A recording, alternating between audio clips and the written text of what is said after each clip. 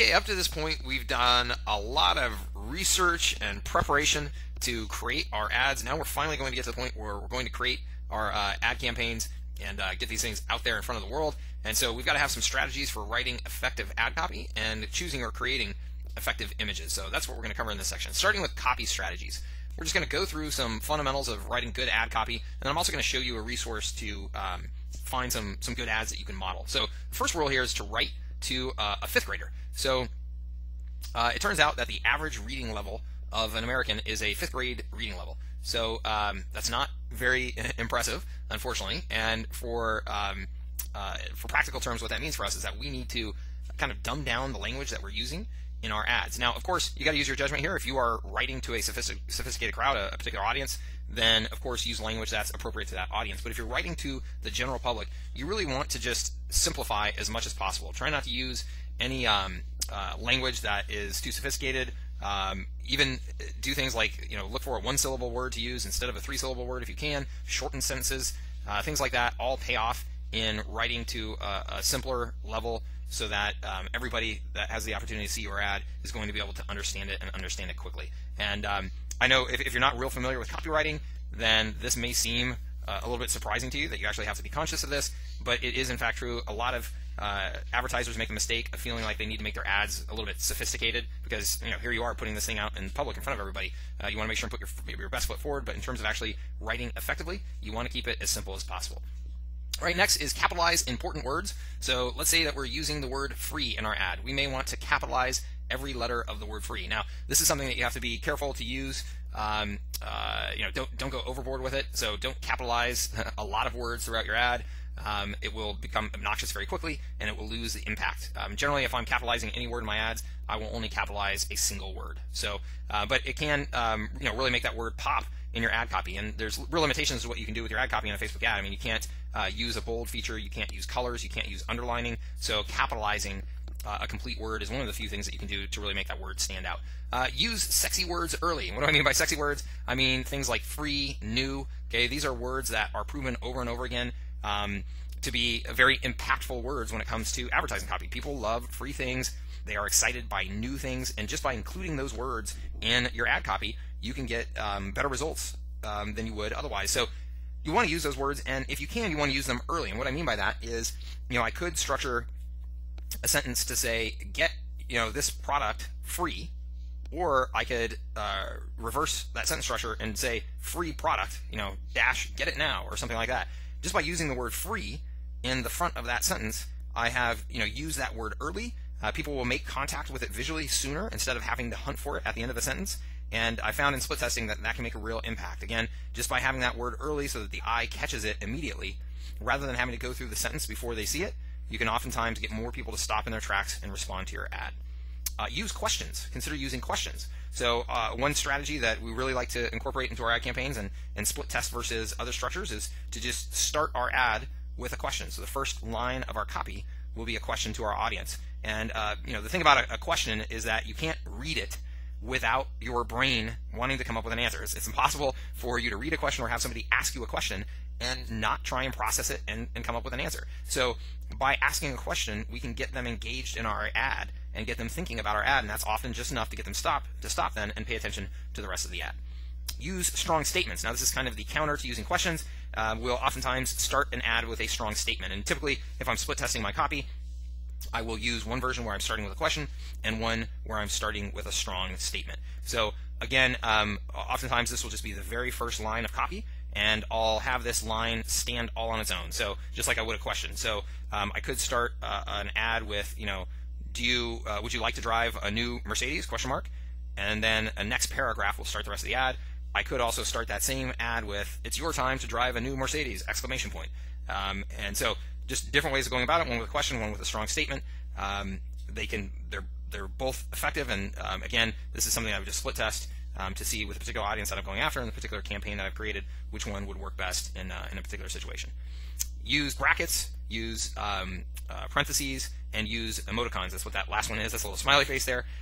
These are just visual enhancements to your copy. Again, you can't bold, you can't underline, you can't use color in your copy. So we have to get a little bit creative and use things like brackets and parentheses and emoticons. Emoticons were added recently in terms of an option for you to be able to use in your ad copy on Facebook. So you can use those now, and they can be eye-catching. Again, with any of this stuff, you want to use your judgment. You don't want to go overboard. You don't want to overuse, smiley faces and things like that and have them all over your ads. People will learn to tune them out, or just find them obnoxious if you go overboard. But if you use any of these things smartly in your ad copy, you can really make a difference. And again, split test using them versus not using them, and see which ones work best for you. Use the ... right? The ... at the end of a sentence is a great way to leave kind of a cliffhanger in the mind of your reader. It generally shows that there is something more to come, and oftentimes that's enough to get somebody, or the thing that pushes somebody over the edge to get them to click on your ad. If they've read your ad and they're intrigued by it, and you use this at an end of a sentence, indicating that, hey, if you click on this ad, then you'll get to complete the sentence. You'll get to find out what's on the other side of it. It can be a very effective strategy. Test very brief copy and to the point copy versus long and detailed. So you'll see ads out there that are just very, very brief. Maybe they'll have one sentence of copy, just a handful of words. And then sometimes you'll see ads where it's practically a blog post written in the ad. And both work. Depending on the situation, one may work better than the other, so split test them.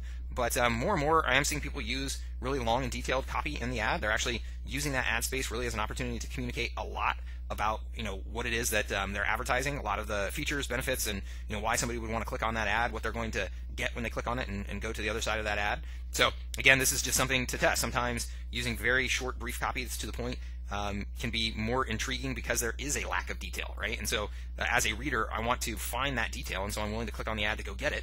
Other times, whatever you're selling in your ad may benefit from long, detailed copy where you're giving a lot more information to get somebody to click on it. Be yourself. Be yourself in your copy. It is generally proven in copy that just kind of an informal writing style, a comfortable writing style, is better and more effective than trying to, again, have a more formal writing style because you feel like, oh, geez, this is something that I'm putting out into the public. I need to make sure that everything is perfectly well written, that my grammar is exactly on, proper punctuation, things like that. It's actually not the case. The rule of thumb is generally that you should write like you speak. If you're just having a conversation with somebody that you knew well, somebody that you were comfortable with, and you were just having a conversation about whatever it is that you're advertising, that's the way that you want your copy to come across as well. If you think about it, somebody's on Facebook, somebody's on a social media platform, they're not expecting to be lectured to, they're expecting to be in a more friendly, informal environment, and the more your ads can fit into that environment, the better. And I highly suggest that you model other advertisers, particularly if you are relatively new to creating ads and writing copy. One of the best things that you can do is just find other advertisers, see what they're doing, take note of their copy, take note of the copy structure and whatever design elements that they're using to make that copy stand out, and just model what they're doing. And I don't mean to just copy what they're doing, but model it. Model the structures, use the ideas as inspiration, and that can really help you, learn how to create good ad copy much more quickly. And certainly if you're an experienced ad creator as well, but you're looking for new concepts, you realize that you're falling into some sort of rut with the way that you're creating your ads, and you want to look for just totally different approaches, it's a great way to do this is to just go and model other advertisers. So if you click on this link, it will take you to a database of Facebook ads created by AdEspresso. AdEspresso is a software that we use to manage our Facebook ad campaigns. It's a really handy piece of software, and one of the things that they've done to promote their software is they've created a database of Facebook ads, and it's a searchable database. It's really nicely organized, so you can go and just find all kinds of different ads in different industries and using different approaches that you can then model to create ads of your own. All right, moving on to image strategies. First and foremost, don't steal images. Okay, there are it's very tempting. There's a lot of people who do it, who just go onto Google Images and do a search for a certain keyword related to an image that they like. They see an image, they download it and use it in their ad without finding out is that something that they have permission to do, permission to use or not. And a lot of people get in trouble for this, and Facebook does not like this. If you publish somebody's image and they see it and they report you to Facebook, Facebook will just shut down your account. Depending on your history with your account and what kind of standing you have with Facebook, maybe they'll just give you like a 3-day suspension from the ad platform. But that's not fun. You lose your ability to advertise for 3 days. You lose your ability to access your personal account oftentimes for 3 days. So you don't want to mess around with that, and you certainly don't want to put yourself at risk of getting any sort of lawsuit or anything like that because you use somebody's image. So there are all kinds of resources out there to get free images that you can use in your ad campaigns. So just don't even make it an option to steal images, okay? Use images that catch your eye. That's the most important thing. These images really need to kind of stand out and have a little pop that catches your eye. So there's no necessary rule to what makes an image eye-catching. You should just, when you're looking for images, look for something that's got something unique to it. That could be colors, that could be kind of the structure of the image, the contrast within the image. All those things can do the trick, but just look for an image that will catch your eye as you're going through that newsfeed. And then test marketing images versus natural images. What I mean is, as you look at ads in your Facebook newsfeed, you'll see a lot of images that it's clear that this is a marketing image, right? It's designed to just very quickly communicate, hey, you're looking at an ad right now. I mean, it could have a banner going across it that tells you that something's on sale. There's a certain price point, that there's some sort of promotion going on. So obviously, you're going to know right away that's a marketing image, and that's the intent. Obviously, they put that on there so you know right away, and they're hoping that that's appealing to you. The alternative is that you use images that don't scream marketing, that don't scream advertising at all. And oftentimes that type of image will work better because, again, people aren't in Facebook to look at marketing images. So oftentimes, they'll do their best to just kind of tune out anything that looks like an ad. If you use an image that fits in more naturally to the newsfeed and just doesn't scream marketing image, sometimes that's a better approach because you can kind of sneak up on your audience a little bit and maybe catch them off guard with that more natural image. I've included here a link to a really handy free photo resource. This site does a really nice job of publishing free images that you can use in your ad campaigns. It's a searchable database as well, so you can just very quickly go in there, do a search, and find ad images for your campaigns that are really attractive looking, really nice professional looking photography.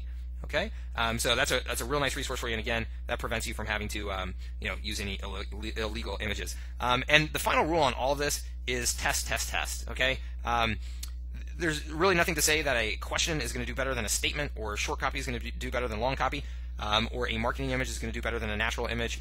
I split test all the time, and I'm constantly surprised at what turns out to be the winner. I will do my best with all of my marketing experience to take a guess. Every time I create a split test in my mind, I pick a winner before I run the ad, and I would say most times wrong, and just really surprised at what ends up winning in an ad campaign. So split testing is absolutely critical here. Of course, use your judgment, make educated guesses about what you think is going to work, but always split test so that you let the market decide what's the best for you. So those are some copy and image strategies. And again, use those resources that I gave you to find ads that you can model and to find images that you can use freely in your ads, and follow some of these best practices. But most importantly, test, test, test.